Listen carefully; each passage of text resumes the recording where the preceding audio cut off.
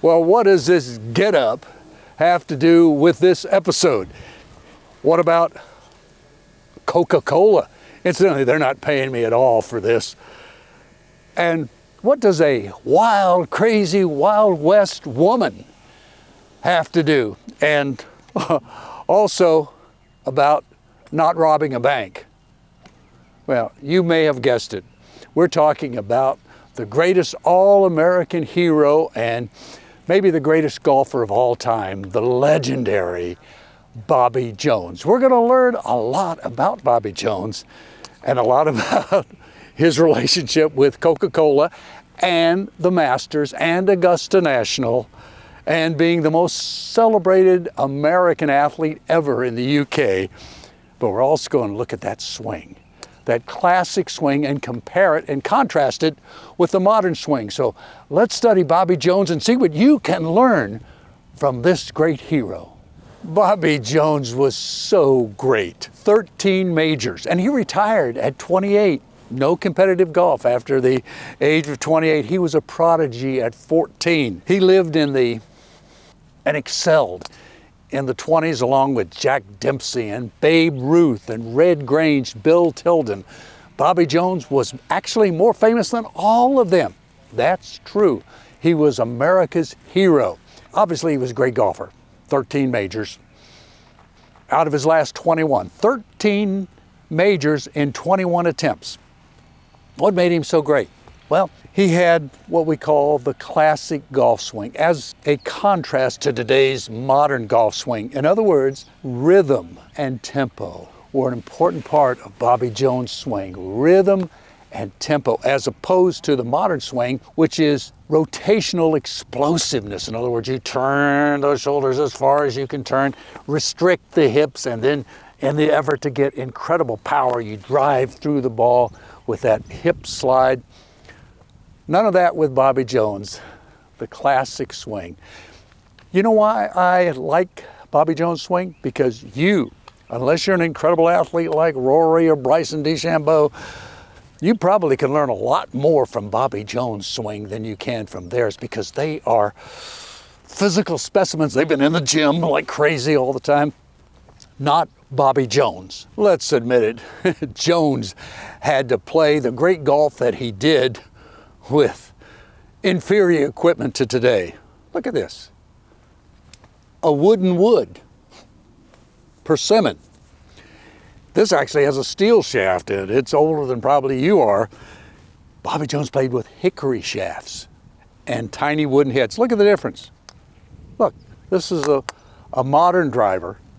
Look at the size of that as opposed to, the hitting area is such a difference. But Bobby Jones used his equipment to excel. Let's go back to his swing. The classic swing. It is a lot more lyrical, poetic, if you would. Bobby Jones' feet close together.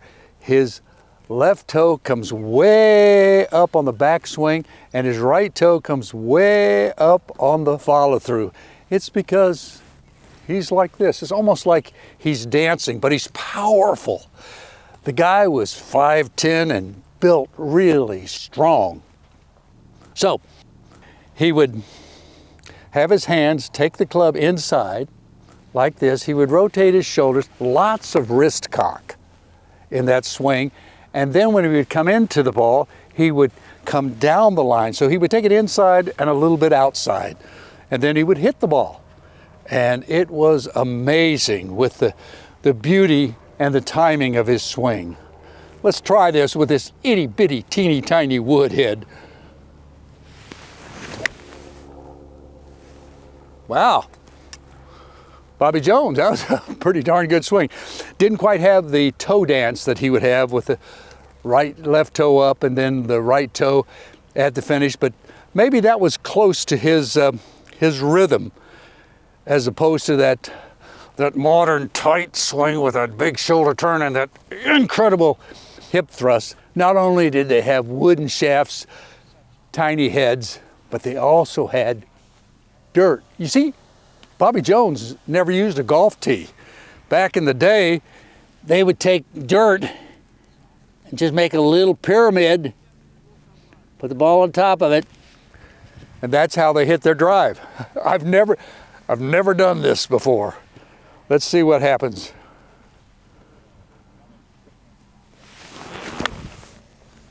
Well, pretty good. A little bit of a fade, but hey, I kind of like, maybe I'll start doing that, or from the fairway.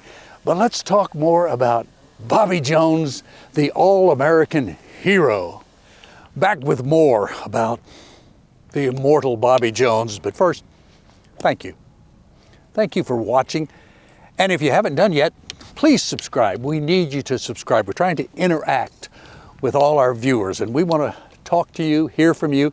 So if you have any comments, and maybe your nominee for the greatest golfer of all time, other than Bobby Jones, just let us know.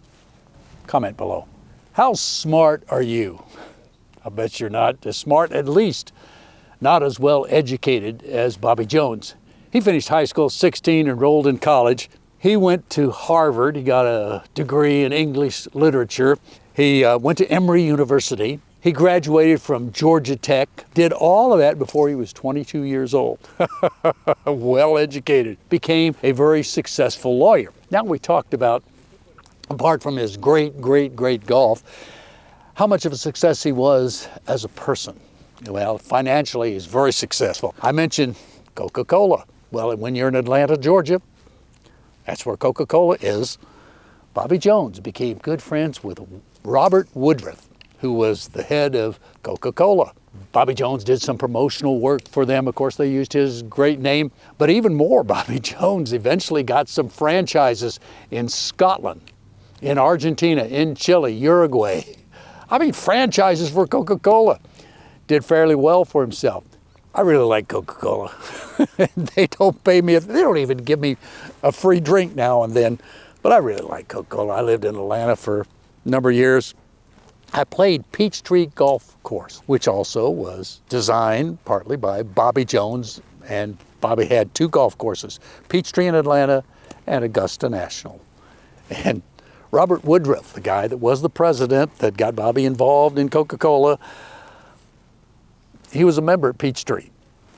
I was playing there at Peachtree, and they have these huge cart paths. They're really wide. And asked my caddy about, why it says wide cart paths. He said this. I don't know if it's true, but it's part of the legend of Robert Woodruff, the president of Coca-Cola.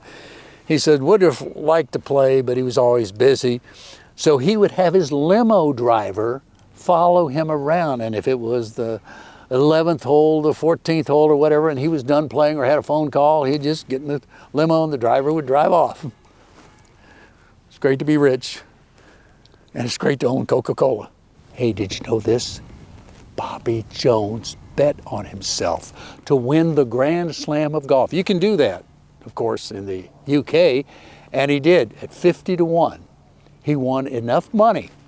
Get this, he won enough money by winning the Grand Slam to be able to pay for a nursery called the Fruitlands in Augusta, Georgia. And out of that, he built a golf course called Augusta National. And out of that, he founded a golf tournament, a little get-together called the Masters.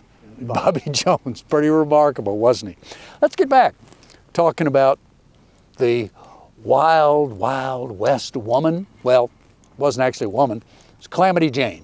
Calamity Jane was the name of his putter. And he would talk to Calamity Jane and ask her to help him along, and she did, to all those majors.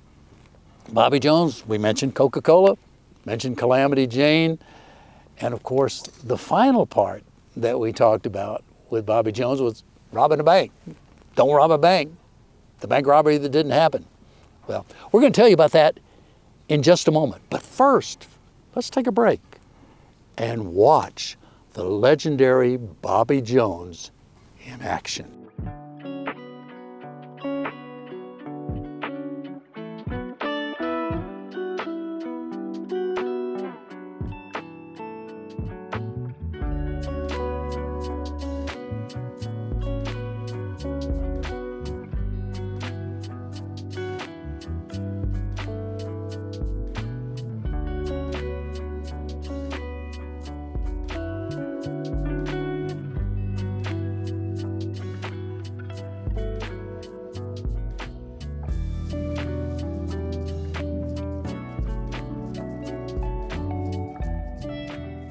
One of the real thrills for me, of course, was meeting Bobby Jones. Now, it was late in his life. It was 1968 at the Masters.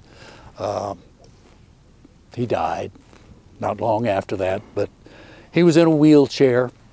He had this spinal disease, which was like having a sac in the middle of your spine that just paralyzed him, caused excruciating pain for this physical specimen. Jack Nicklaus loved Jones. In fact, Jack Nicklaus's goal in life was to be another Bobby Jones. In fact, like Jones, Nicklaus said, I'm not going to turn pro. I'm just going to play as an amateur like Bobby Jones and beat all the best in the world. But fortunately for us and for playing a full schedule, Nicklaus didn't do that. My dad said to me and my brother, there are two things that mark a man: honor and responsibility. Bobby Jones had great honor. We know that because of his integrity. We're going to talk about that in just a second. The second thing, responsibility. Every man should be responsible for his life, things that happen to him, responsible for his family. Jones did that, but he's also felt a responsibility to his country. Did you know that Bobby Jones enlisted in World War II, became a captain? That Bobby Jones, in June 1944, was among those who landed at Normandy? Great war hero. But there was Bobby Jones in that wheelchair when I saw him. It was said about Bobby Jones that he stood up to all the great moments in life. That requires a lot of grace and humility, to stand up when you're conquering the world. But even more, he had equal grace in the midst of all that pain, where he no longer could walk. He met those two with equal dignity. Oh yeah, finally. Robbing a bank? Bobby Jones didn't. Why is that such a big deal? Well, in 1926, Bobby Jones was playing in the United States Open, and he called a penalty stroke on himself on the 11th hole course outside Boston. Ball was down a little bit of heavy grass. Jones addressed it. His playing partner was Walter Hagen, the incredible, immortal Walter Hagen, winner of 5 PGAs, or 6 or 7 or 10. Look it up. But Bobby Jones addressed the ball, and he was sure he saw the ball wiggle a little bit, move. And he called a penalty on himself. Hagen walks over and goes, "Bobby, it's not a penalty. I was standing right there. That ball did not move." Bobby Jones said, "I know it moved. It's a penalty." Guess what? That one stroke cost him the United States Open. He would have won it. He tied, lost in a playoff.